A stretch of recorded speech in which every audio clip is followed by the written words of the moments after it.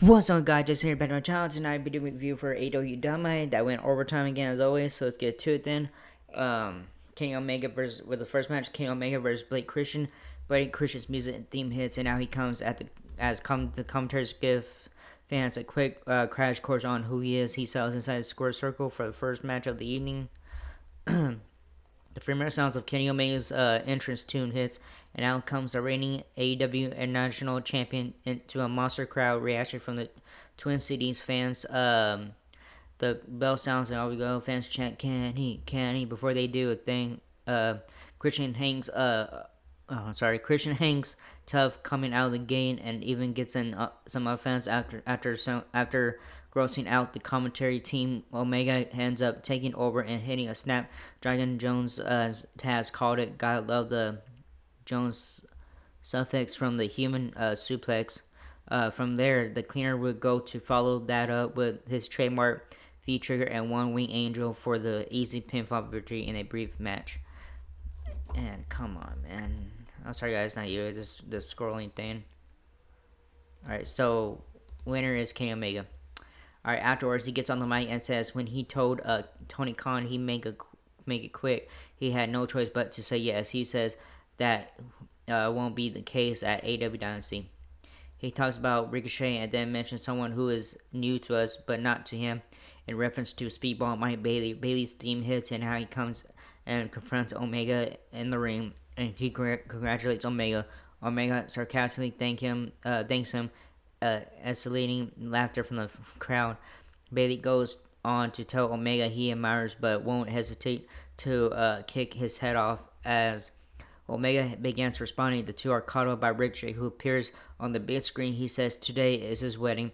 He vows to take his gold and leave the title and the women while pointing off screen. He does his Jada kiss rip-off laugh and disappears. Omega says, "Hold on a second, Ricochet," but knows he's already gone. Oh, he's already gone. He continues talking in response to what Ricochet makes it clear that Ricochet nor Bailey will stop him from celebrating his legacy. Actually, I'm sorry, guys.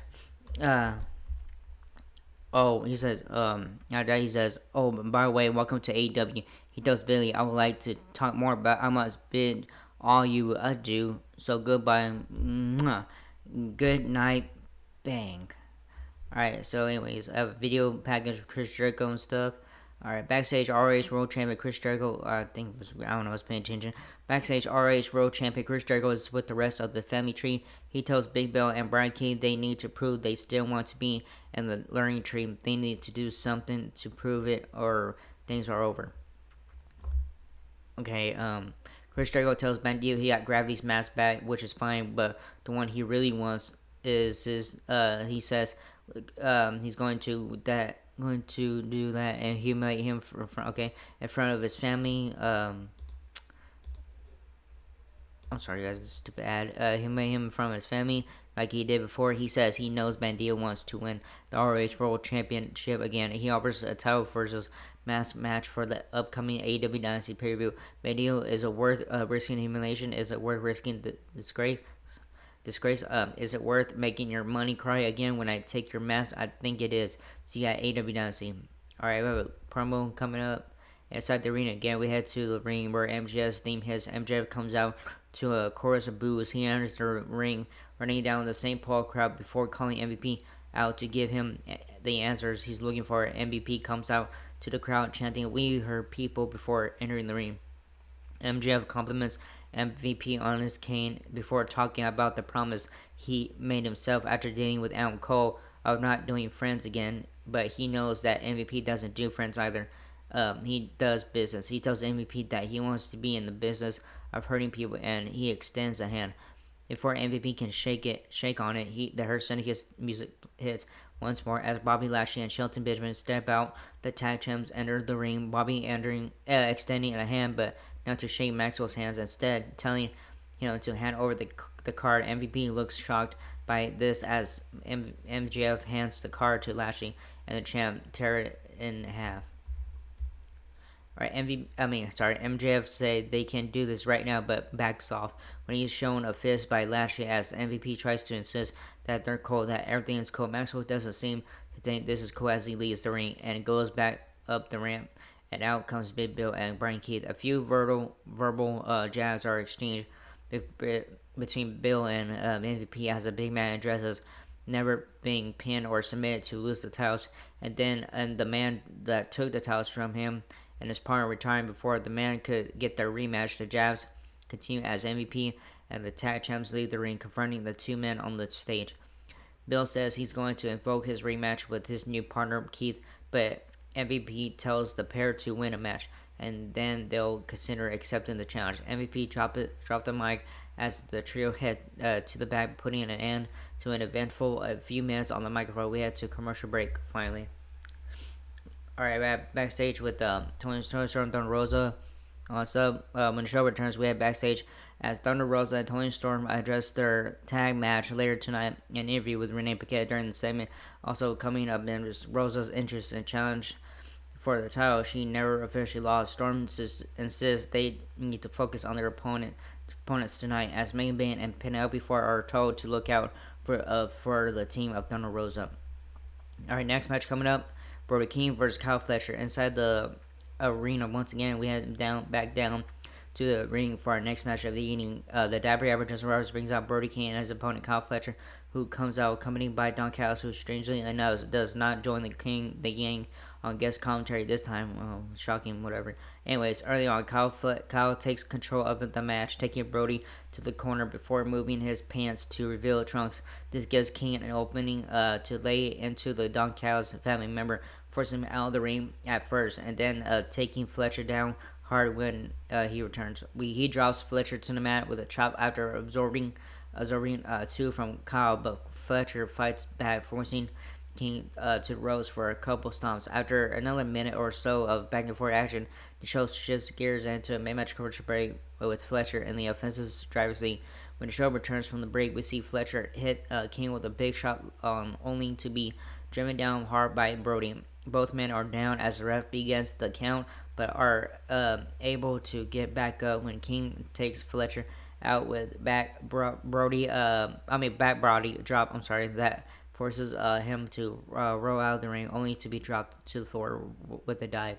However, King doesn't keep control for long as Fletcher drives him into the ring post and then led in the LED barricade, adding to the damage when he enters the ring to hit a dive through the ropes on King. The forces both men down as the ref begins a new count, and Fletcher enters the ring. So too does Brody, but this prompts Kyle to go up top for an elbow drop.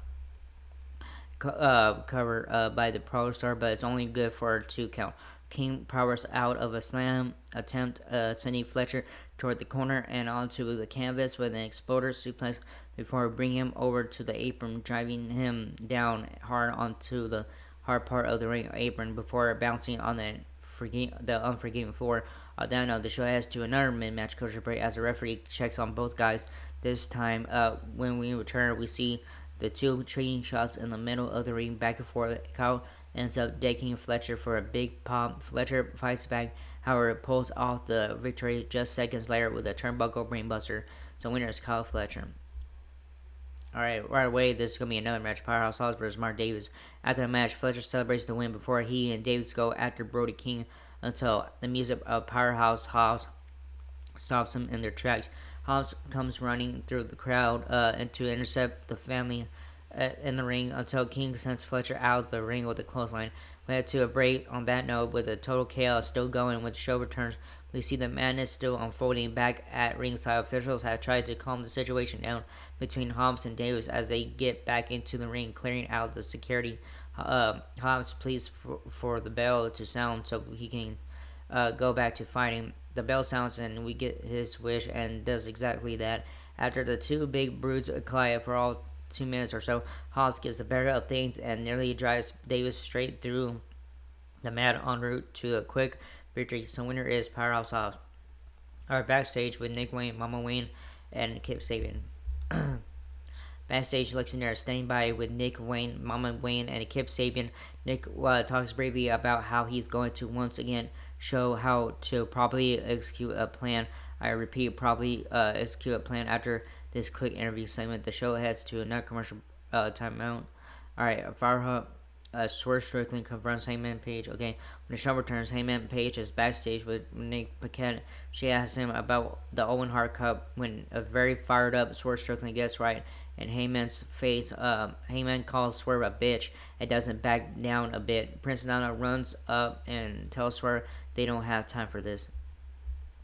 Alright, Tony Schiavone's uncomfortable sit down with FTR. The commentary set up the next segment, which is a pre-taped sit down interview. Tony Schiavone conduct the Ray FTR trio, the Ray R Superstar Cole, and the FTR duo of Dax Harwood, Cash Wheeler.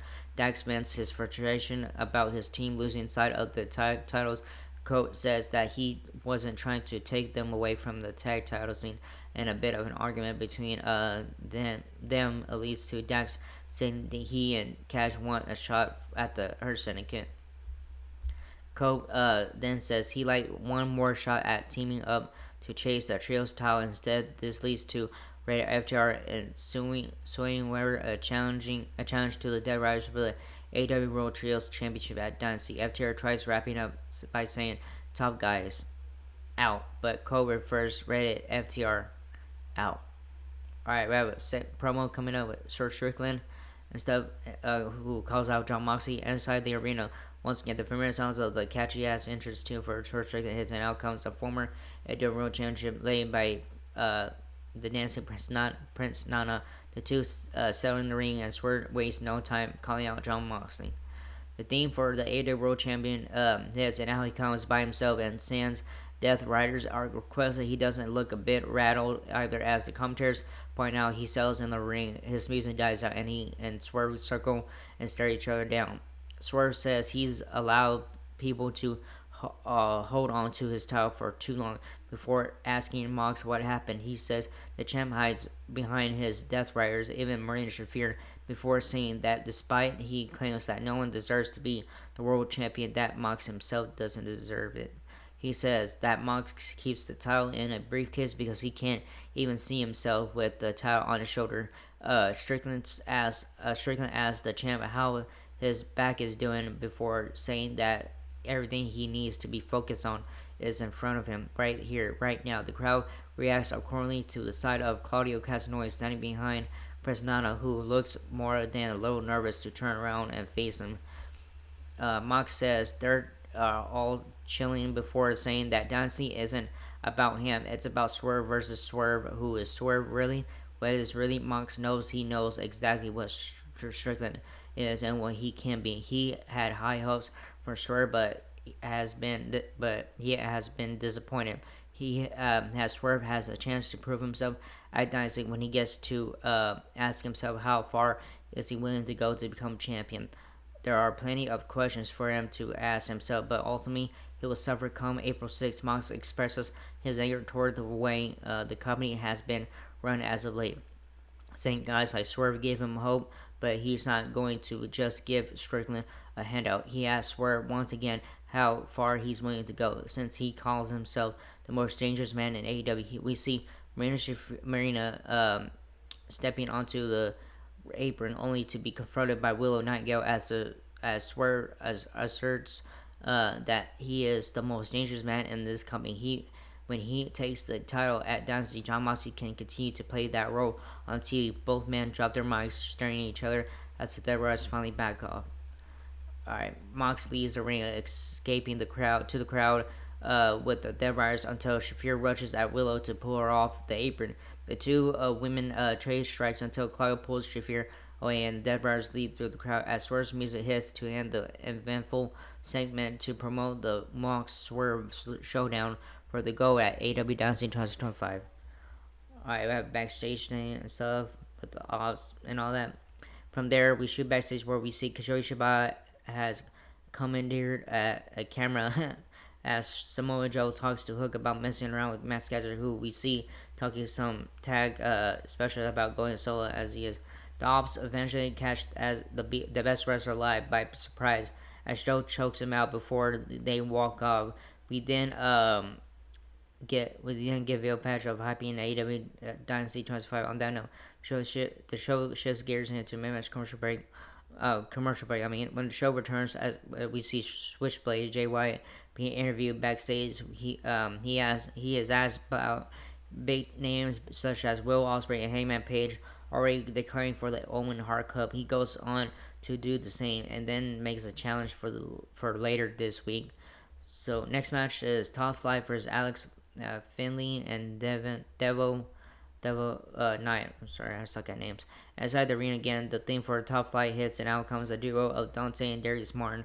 For our next match of the evening, already in the ring are their scheduled opponents, the unknown duo of Alex Finley and Devil Knight. Okay, the bell sounds, and this one gets official. Martin specializes the early offensive lead as he does. Bill and Brian Keith, who challenged AEW World Tag Team Champions to her get earlier in the show, are shown watching on the monitor backstage. Seconds later, Top Flight vs. Bill and Brian Keith is announced for tag team action later this week on AEW Collision. An open challenge from Jay White is also set for the show. Moments later, Top Flight hits a top rope finisher for an easy win. Leo Rush is shown in the crowd, and Keith and Bill are shown backstage again. Winners are Top Flight. Alright, we'll also show returns next week and all that stuff. Alright, so next match is Mark Briscoe versus Kinoshiki Takeshita. Inside the arena live once again, we hear reach for the sky, boy, and out comes the master of breakneck kung fu himself, Mark Briscoe. He has to ring into a big pop from the St. Paul crowd. And sells inside the next match of the evening. He's made dies on the entrance tune for Kinoshiki Takeshita hits. Out comes the Alpha from the Don Callis army with Don Callis himself by his side. The two head to the ring together. Takeshita sells inside the square circle while Don Callis joins again on special guest commentary this time. The bell sounds and this one gets official overrunning. Takeshita starts off in a dominant offensive lead, but Briscoe lets out his redneck kung fu cries and begins fighting back into the competitive form. He charges at Takeshita. Seconds later, however, and runs directly into a big boot from the Big Alpha. Takeshita beats down Briscoe for a few seconds later, and then plants him face first into the hard part of the apron with a DT on that note. The show heads to a mid-match commercial break. As the action continues, when the show returns, Briscoe is in the middle of a fired-up comeback. Briscoe climbs up on Takeshita on the ropes and proceeds to bite him. Then he then spits out some blood. The commentators point out that out too. Yikes! Briscoe fires up with some redneck kung fu again, blasts to catch it with some rapid fire shots. He stands on the barricade on the floor and plays to the crowd. He runs in for a good few seconds before leaping with an elbow to catch it on the floor. Back inside the ring, Briscoe goes back to work with the crowd strongly behind him. He looks for a top row frogging boat, but Takeshita moves. Takeshita dumps Briscoe on his head, but then runs into a lariat of nowhere from Briscoe for a close 2 count. Callis drops his headset and rushes to ringside as the intensity in the ring picks up. Takeshita hits an exploder suplex and another. Takeshita hits a running knee to Briscoe and covers him, but only gets two. Briscoe avoids a spinning shot from Takeshita. It hits a J Driller. He is slow to make the cover, but when he does, Takeshita gets to the ropes before the count of 3. Takeshita avoids a big shot from Briscoe and follows up with a rolling elbow. He then hits his Raging Fire finisher for the pinfall victory. Excellent match, very good. So winner is Kinoshita Takeshita. Alright, big AEW Trios showdown separating Dynamite's team. Alright, Claudio Castagnoli respond to the challenger earlier in the show for a title tilt against Red FTR, though Cole, Dax Harwood, and Cash Wheeler at AEW. They accept the challenge Red FTR to survive when all is said and done.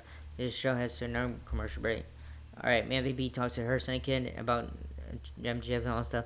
Backstage, we see that her Kid discussing MVP's offer to MJF. Lashley says he doesn't like the guy, as Benjamin points to Freeman's reputation, but the three eventually come to something of a consensus on the situation as we cut away. Alright, main event coming up. Time Tony Storm and Thunder Rosa versus Megan Bayne and Penelope Ford. Main event time. We return inside the arena in St. Paul. Debbie Harper, Justin Roberts sets the stage for the final match of the evening, as he begins a pre-match reconjunction 4 women involved. The women was headline, but this week's Mega Bang Pin 4 made their way out. From there, we hear from ourselves Thunder Rosa's theme music hits. Out comments that former ADO World Champion first for her team, and she stops and see the entrance tune for reigning ADO Women's World Champion. Thomas Twin Storm hits. The crowd goes absolutely insane. The bell sounds official. We start things off with Bane and Rosa as he trade offense gets the upper Rosa gets the upper hand on Mega until Bane hits her with a scoop slam. This prompts Thunder to make a tag to the champ, who confronts Bane until Ford gets a tag instead.